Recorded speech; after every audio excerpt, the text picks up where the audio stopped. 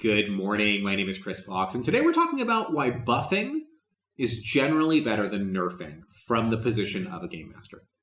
So oftentimes we're asked for crazy things from players, and, my knee-jerk reaction as a GM, even, having been tolerant for years, is often like, I don't know, this is going to really mess the story up. But I've learned to have a lot more latitude. If somebody's got a really good background reason why they want something and they've written this clever story, if they want an ability that maybe the rules don't allow for or character creation wouldn't give them, I'll bend them a little bit. And I'll buff them slightly above what they would normally be. And occasionally this has come back to haunt me, but generally it's not been an issue and everybody in the campaign is still having a very good time because they're playing a character they're interested in. It raises engagement. Nerfing does the opposite. If you're playing a character and you have a cool ability and that ability is either taken away or neutered in some form, maybe you're doing something that, isn't really intended in the game, losing that doesn't feel good for a player. So as an example, there is a spell in Pathfinder called Mist Sight. It allows you to see through mist and fog. There's another spell called Summon Fog. So you could put up a wall of fog and use Mist Sight so that you have visibility, they do not, and effectively you can shoot them, they can't hit you. So that's an unintended blending of the rules, and the game master who told me the story about that particular abuse was forced to remove it, to say it didn't work, because otherwise why wouldn't your opponents also use it, and then it just evolves into Mistsight versus Mistsight. And so at the end of the day, he removed it from the game, he nerfed it. And it was probably the right decision because that particular mechanic was harming the game. And in that case, a nerf was warranted. So I'm not saying never do it. But the nerf didn't feel good to the players. Nobody enjoyed it. They had come up with this inventive solution that they had come together. Two separate characters with an ability had said, okay, let's use these abilities together to do something really cool. And it worked just too well. So it was kind of breaking the setting.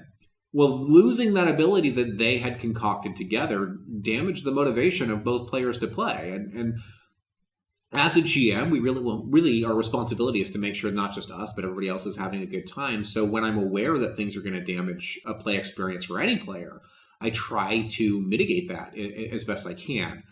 And I'm going to give you sort of, a cautionary tale on how buffing and nerfing can harm your group. And in this case, we're going to use video games. Back in the late 80s and early 90s, we didn't really have the internet in its modern form. And so we used something called bulletin board systems. And you would call somebody's BBS, you would dial a local phone number and connect with a modem. And if somebody was already connected to it, you get a busy signal, so you'd have to wait until they were done using it. But you could connect and play games.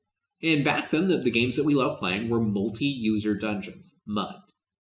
And we saw hundreds of these arise. And anybody who wanted to build one and had some modicum of programming skill could.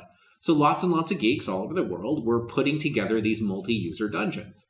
And over time, communities would form and fragment and form and fragment and form and fragment. And one guy, and I'll link to this in the comments, you can read the entire Mud Wimping article that he put together. I'm not in love with the name, but the process that he describes to a T. And it's part of why many of your favorite video games are not as good as they used to be. And many games in general are not as good as they used to be. There's sort of a cycle called Mud Wimping, so multi-user dungeon wimping. And I'm going to substitute nerfing right now. You know what? We're changing the term. It's been called Mud Wimping for a long time. I'm going to call it the nerf cycle. So he described the nerf cycle, he called it Mud Wimping, where people who run a community and are running a game, initially they're putting it together because they're passionate about the game and they're passionate about the rules and they're having fun alongside the players. But what tends to happen is over time, they lose interest in the community that they've created. And this community they were once a part of, now there's a bit of an aloofness. And so they're sort of separate. So you've got game developers on one side, or the game master. And then you've got players on the other. There's this sort of divide where they're not communicating as frequently. And as time goes on, the developers will typically look at something that's been powerful for a long time, decide that it's too powerful because everyone is using it and they want other abilities in the system to be used. And it's easier to nerf one ability than it is to buff up the rest of the abilities. So rather than look at the abilities that are underperforming and fix those and make them exciting to use, they take the path of least resistance and they nerf the thing they think needs to be nerfed.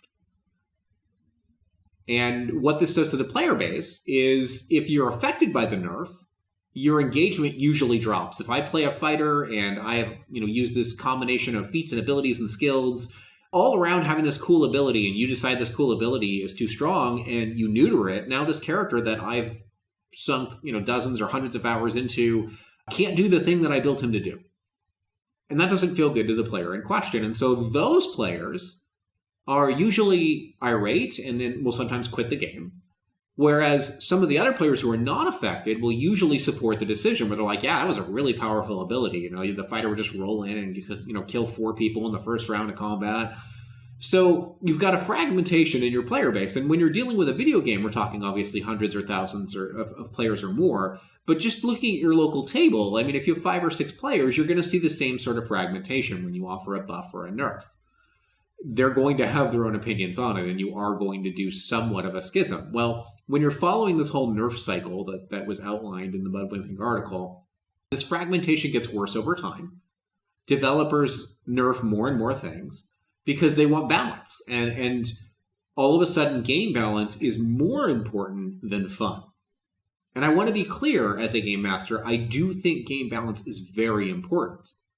But I don't think it's a good decision for most game masters to lose sight of the player's fun when thinking about balance. And even though it is a heck of a lot of work to buff everything to be as strong as that cool, overpowered ability, that's still where I would go. And still where I have gone in my own role-playing games. So if you look at Magitech Chronicles, I just released patch version 1.0.2, and there's a huge list of buffs to almost every path because a couple of the paths were a little bit too strong. And so rather than look at those two and say what abilities need to be nerfed down, I instead went to all of the other paths and said, how do we make them as cool as the 2 paths that are already cool? And that was a lot more fun, and I think will be a lot more fun for players than looking at those 2 outlying classes and nerfing down their abilities until they fit the rest. And yes, I understand that, power creep is an issue, but initial core design matters, and it matters a lot. And what comes down the road with power creep is your choice. So like sourcebooks can introduce new rules and new powers that are going to raise the bar, but when you're setting up your initial party and making sure everybody's on equal footing, allowing a few buffs of a weaker class especially is not a bad idea. If you've got somebody playing a bard in some settings, bard is a laughing stock across the board in fantasy. There are a few systems where bards are great, but most, D&D versions of the bard, you're sort of a jack of all trades, master of nothing. And if you've got a bard in your party where the player really badly wants to play a bard and they want to start out with a magic sword that's going to give them a +2 to hit, and that's not something you would normally allow, what is that really going to hurt when the fighter already has, a 20 strength and a +1 sword? I mean, is giving that item, is buffing that bard because they conceived of a named sword passed down through their family, is that really going to harm the campaign? I don't think it is.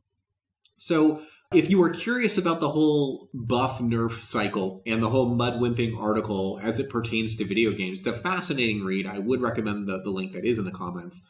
And I'd love to hear what you think of it and what your experience is, because I found it to be on the money. And it is amazing to me that you can look at a video game article from the early 2000s, I think it came out in, and apply it to gaming today. And you look at companies like Blizzard and what they've done with World of Warcraft, and you can see this at work in real time where it's like, holy crap, I can actually look at games that I play and see the influence of this whole nerf cycle Mudwimping thing. Anyway, guys, I've reached the end of my rant. I hope it's interesting, and I will see you guys next week.